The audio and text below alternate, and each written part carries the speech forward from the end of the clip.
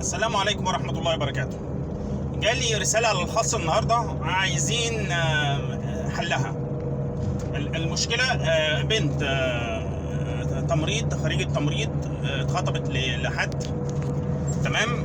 هو بتقول الولد شرط امه، يعني هو الولد الوحيد، وبعدين كان خاطب قبل كده وقال سبت خطيبتك ليه؟ اصل لقيتها ماشيه مع اولاد، لقيت ماشيها مش حلو، لقيت اهلها مش كويسين، حاجات كتير يعني.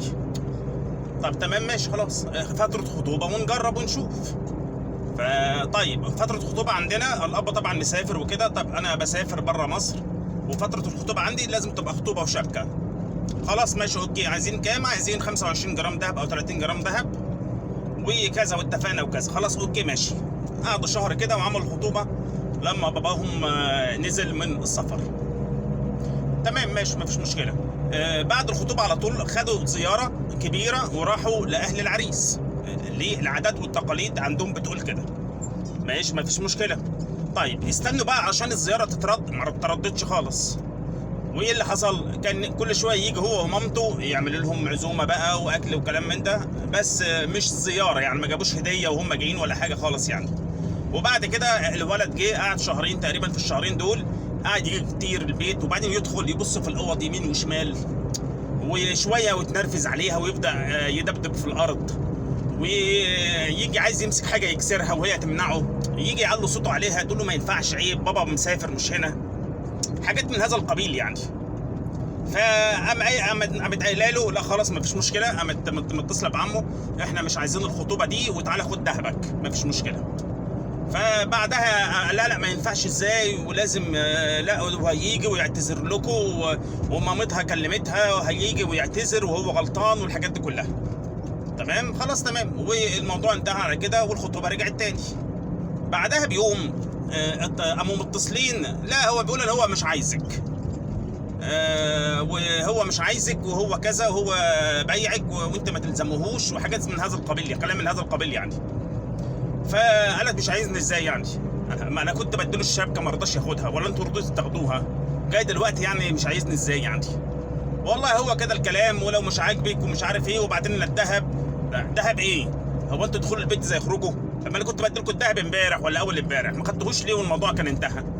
لا في حاجه مش مظبوطه بقى، ولا انتوا عايزين تتكلموا عليا وتقولوا وتعيدوا فيا وكلام من ده؟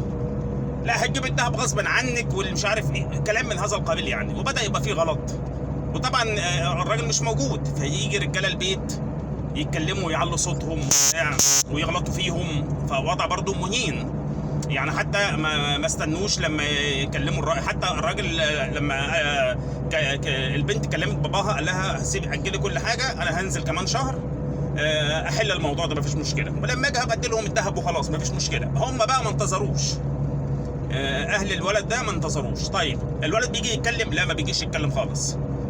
طب ايه اللي مامته بتيجي، لا مامته لا اما بتتكلم في التليفون تشتم، لا اما عمه بيجي يقل ادبه يعني، قاعد يقول مش هنسيب الذهب وعايزين ذهبنا ومش عارف ايه. فالبنت طلعت قالت ايه؟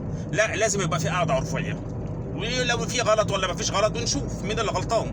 احنا عملنا خطوبه وعزايم وعملنا زياره وحاجات كتير صرفنا يعني، فلازم يبقى في قاعده عرفيه. لو قالت كذا خلاص ان هم يقولوا عليه لا ما بنعملش قعدات، هناخد الذهب بتاعنا، حاجات من هذا القبيل يعني. فخلاص استنى لما بابا يجي بقى، مش هنستنى، عايزين ذهب بابننا، كلام من هذا القبيل. طب الولد بتقول عليه جبان جدا، ماشي ورا مامته في كل حاجه، حتى في حاجات كتير كانت بتتكلم معايا فيها كان تاني يوم الراي يتغير.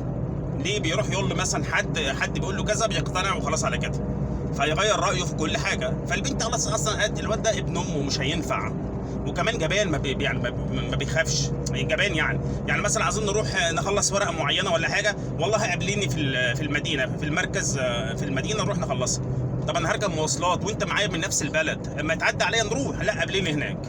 طيب مثلا يوم الخطوبه رحنا نودي الفستان بتاع الخطوبه، قعدها على الباب ودخل هو جنب الشباك وقعدها على الباب، اللي دخل وطلع يخبط فيها، وقام رامي الفستان كده على الارض يعني شيل الفستان ولا ما تشيليش، حاجات من هذا القبيل يعني.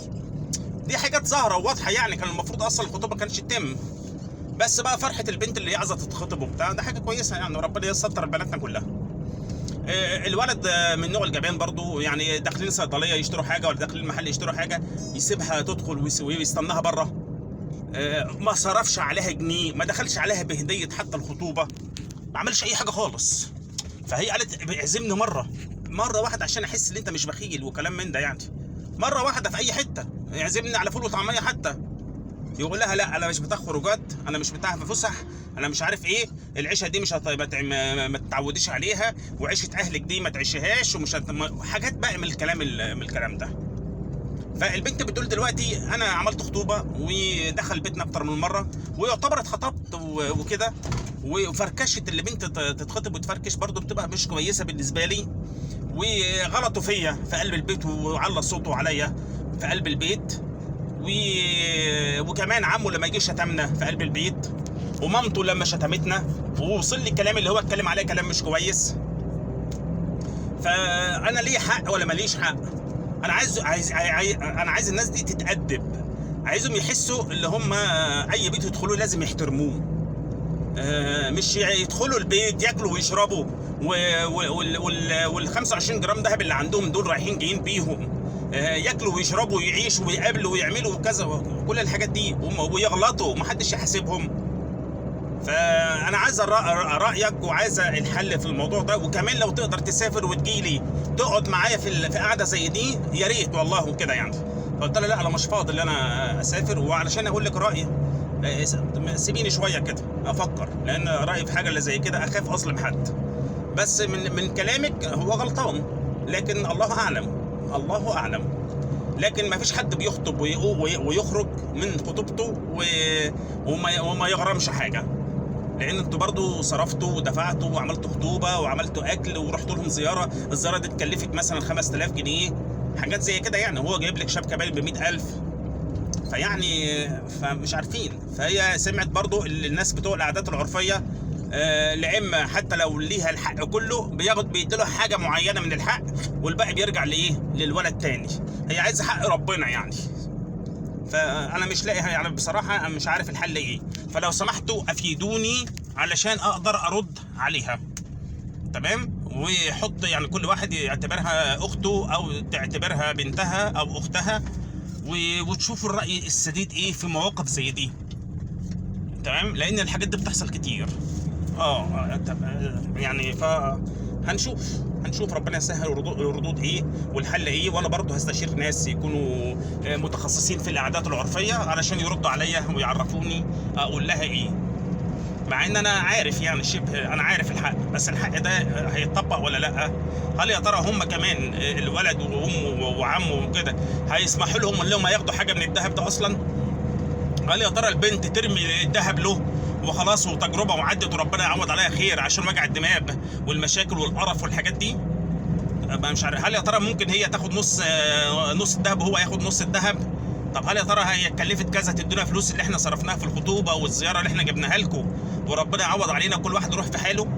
طب هم مش عايزين اصلا، هم بيقولوا احنا مش غلطانين في اي حاجه وعايزين فلوسنا وعايزين حاجاتنا. طب انت ما احترمتش البيت اللي انت كنت فيه ولا احترمت الراجل اللي انت دخلت بيته، وكمان انت بخيل، وكمان انت شورة امك، وكمان انت ازاي خطيبتك تدخل تشتري حاجه وانت واقف بره منتظرها؟